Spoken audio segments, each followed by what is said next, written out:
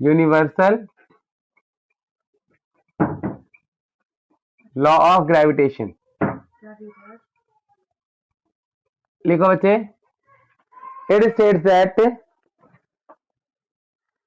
everybody in the universe it states that everybody in the universe attract another body. It states that everybody in the universe attract another body with a force.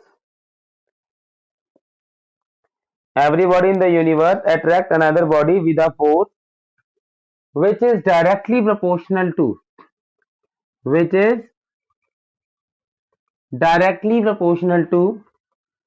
product of their masses, which is directly proportional to product of their masses and inversely proportional to square of distance between them. दुनिया में कोई भी ये दो body है वो आपस में अट्रैक्ट कर रही है, ठीक है। Every body in the universe attract another body with a force which is directly proportional to product of masses and inversely proportional to square of distance between them. अगर आप कंबाइन करके कहेंगे, combinedly we can say that this force is directly proportional to m1 m2 upon r square, ठीक है। this force is called gravitational force. यहां पर एक constant आएगा g1 gm1 m2 by r square. This g is called here as gravitational constant. This g is here called as gravitational constant. Its value is 6.626 या 6.6 into 10 raised to power minus 11 Newton meter square per kg square. Its value is 6.6 into 10 raised to power minus 11 Newton meter square per kg square. Her body दूसरी body को attract कर रही है, ठीक है। अब suppose इसका मास m है, इसका 1000 m है। सपोज करो कौन किसको ज्यादा अट्रैक्ट कर रही है, m1 m2 को अट्रैक्ट ज्यादा कर रहा है या m2 m1 को ज्यादा अट्रैक्ट कर रहा है? एक को, हाँ, तो बच्चे ये F12 मतलब force on one due to two, and F21 मतलब force on two due to one.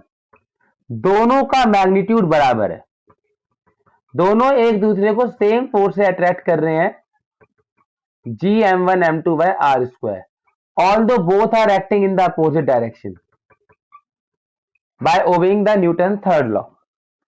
Both are acting in the opposite direction and are obeying the Newton's third law. F is equal to gm1 m2 by r square. ये दोनों ही आपस में attract कर रहे हैं, ठीक है।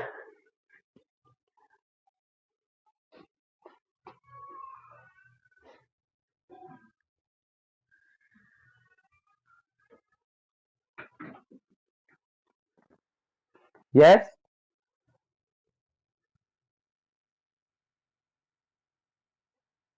ये सब मैं लिखवाऊंगा। आप तेज जा रहे हो, वैसे नहीं करती, लेकिन ये सब मैं लिखवाऊंगा। It is independent of medium in between the two bodies.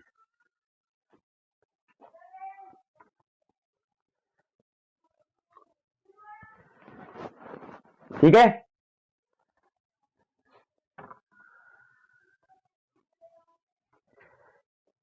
अब सपोज आपने बचपन में कहानी पढ़ी है आइंस्टाइन वाली, न्यूटन वाली, कि यहाँ पर एक पेड़ था, पेड़ से एक एप्पल गिरा, ठीक है, यहाँ पर न्यूटन था। अब पेड़ कहाँ था? अर्थ के ऊपर, ये अर्थ का मास है, स्मॉल एम एप्पल का मास है। अर्थ एप्पल के पास क्यों नहीं गई? एप्पल क्यों अर्थ के पास आ गया? अगर दोनों एक दूसरे को सेम फोर्स से खींच रहे थे, F1 F2, Y it is so कि एप्पल अर्थ के पास आ गया, अर्थ एप्पल के पास नहीं गई?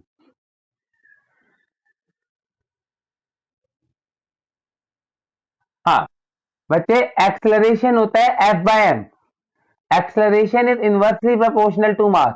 अर्थ का मास बहुत ज्यादा है। हाँ, अर्थ का मास बहुत ज्यादा है जिसकी वजह से अर्थ का एक्सलरेशन जीरो है, एप्पल की वजह से। फोर्स तो दोनों पे सेम लगा, but acceleration is inversely proportional to mass. Acceleration is inversely proportional to mass. तो अर्थ का मास बहुत ज्यादा था, मास ऑफ अर्थ बहुत कई गुना ज्यादा था मास ऑफ एप्पल से। तो अर्थ का एक्सलरेशन एप्पल की वजह से ऑलमोस्ट कितना है, जीरो। अर्थ का जो एक्सलरेशन था एप्पल की तरह वो कितना था, ऑलमोस्ट जीरो। ठीक है, अर्थ का एक्सलरेशन एप्पल की वजह से ऑलमोस्ट कितना था, जीरो। यानी कि ये फोर्स दोनों बॉडीज को अपनी तरफ एक दूसरे की तरफ खींच रही है। तो Y it is not so कि अर्थ सन से जाके टकरा जाए। ये सन है, जैसे इस केस में अर्थ के पास एप्पल आके गिर गया क्योंकि अर्थ का मास ज्यादा था। ठीक है, अब सन का मास बहुत ज्यादा है अर्थ के मास से। सन अर्थ को अपनी तरफ खींच भी रहा है F1 फोर्स से, अर्थ सेम सन को सेम फोर्स से खींच रही है। Why it is not so कि अर्थ सन के जाके टकरा जाए।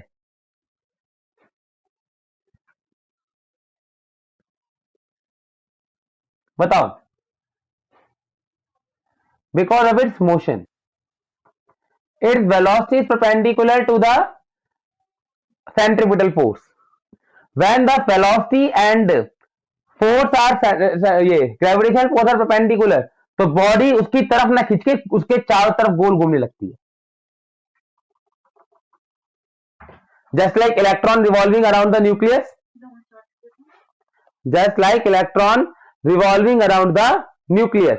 इलेक्ट्रॉन न्यूक्लियस की तरफ क्यों घूम रहे हैं, ये न्यूक्लियस है ना, ये इलेक्ट्रॉन है, इलेक्ट्रॉन ऑर्बिट में ऐसे घूम रहे हैं, इन्हें इलेक्ट्रोस्टैटिक फोर्स अंदर की तरफ खींच रही है। तो जब भी इलेक्ट्रोस्टैटिक फोर्स और वेलोसिटी परपेंडिकुलर होते हैं तो बॉडी अंदर ना खींच के गोल घूमने लगती है, बिकॉज जो अंदर वाली फोर्स है वो किसका काम करती है, सेंट्रीपिटल फोर्स का। अब ये यहां पर जो ग्रेविटेशनल फोर्स है, it is providing the necessary centripetal force for circular motion. ठीक है, और यहां पर जो इलेक्ट्रोस्टैटिक फोर्स है वो भी क्या प्रोवाइड कर रही है, सेंट्रीपिटल फोर्स। तो ग्रेविटेशनल फोर्स की वजह से दो बॉडी आपस में टकरा भी सकती हैं डिपेंडिंग ऑन। अब सपोज इसकी वेलोसिटी ऐसे होती, अर्थ कोई ऑब्जेक्ट है या कोई एस्ट्रॉइड है, इसकी वेलोसिटी ऐसे है, तो वो चक्कर नहीं लगाएगा क्योंकि इसको सेंट्रीपिटल फोर्स भी अंदर की तरफ खींच रही है, तो ये सन से जाके टकरा जाएगा।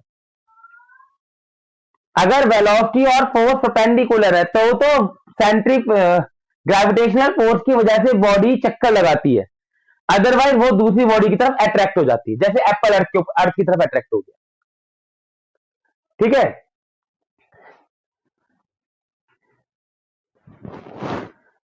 तो आपने अगर कभी किसी सैटेलाइट की लॉन्चिंग पर फोकस किया होगा या तो आपने देखा होगा जब भी सैटेलाइट किसी ऑर्बिट में इंसर्ट होती है तो कैसे इंसर्ट होती है।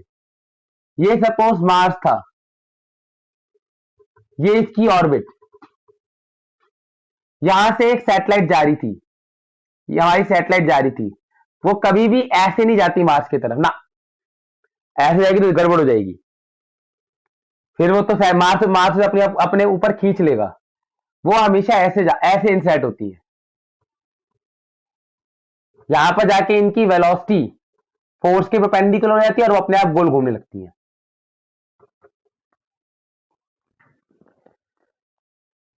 ठीक है, ये हमारी सैटेलाइट थी, वो ग्रेविटेशनल फोर्स की वजह से अपने आप परफेक्ट सर्कुलर नहीं होता है, पैराबोलिक पाथ होता है, वैसे इलिप्टिकल पाथ लेकिन वो गोल घूमने लगती है।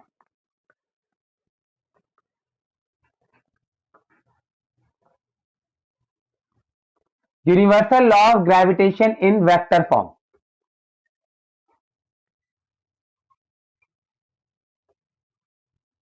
Universal law of gravitation in vector form.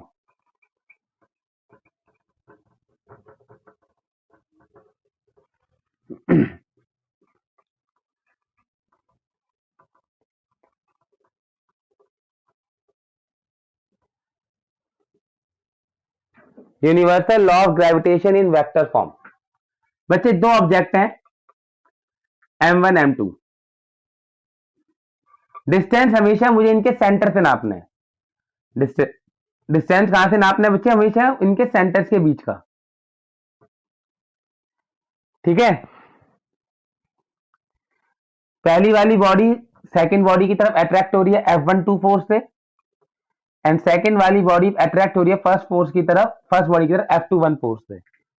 I know कि F12 का value, this is the force on 1 due to 2, and F21 is force on 2 due to 1, and दोनों फोर्स का मैग्नीट्यूड बराबर है, and which is equal to gm1 m2 by r square. But this is only the magnitude. This is only the magnitude. अगर मुझे direction निकालनी है तो let suppose there is a vector from 1 to 2 which is called r12, which is called r12. r12 is the vector from 1 to 2 and r21 is the vector from 2 to 1. r12 is the vector from 1 to 2, vector from 1 to 2, and r21 is the radial vector from 2 to 1. तो अगर आपको vector form में लिखना है, vector form में लिखना है तो क्या होगा बच्चे? स्केलर को वेक्टर क्वांटिटी के लिए डायरेक्शन देने के लिए किससे मल्टीप्लाई करते हैं? उसकी डायरेक्शन से। डायरेक्शन कौन देता है मुझे? Unit vector. F12 किस वेक्टर की तरफ है? R12 की तरफ है या R21 की तरफ है? फिगर में you can see that force F12 is acting towards the R12 vector. तो इसे R12 के यूनिट वेक्टर से मल्टीप्लाई कर दीजिए। gm1 m2 r square by, तो इसकी वैल्यू थी, इसकी वैल्यू को डायरेक्शन से मल्टीप्लाई करने के लिए r12 के यूनिट वेक्टर से मल्टीप्लाई कर दीजिए। This cap is representing that it is unit vector. यह आ जाएगा gm1 m2 by r square into vector r12 upon में उसका मैग्नीट्यूड। यूनिट वेक्टर क्या होता था? वेक्टर अपॉन में उसका magnitude. This is the vector form. अगर आप F21 निकालेंगे, अगर आप F21 निकालेंगे बच्चे, again gm1 m2 by r square, F21 की डायरेक्शन किस तरफ है? R21 की तरफ, इनटू वेक्टर R21। वेक्टर क्या होता है? Unit vector R21। Unit vector क्या होता है? वेक्टर अपॉन में उसका मैग्नीट्यूड। डायरेक्शन हमेशा कौन हो जाता है? Unit vector. ये हो जाएगा वेक्टर अपॉन में उसका मैग्नीट्यूड। ठीक है,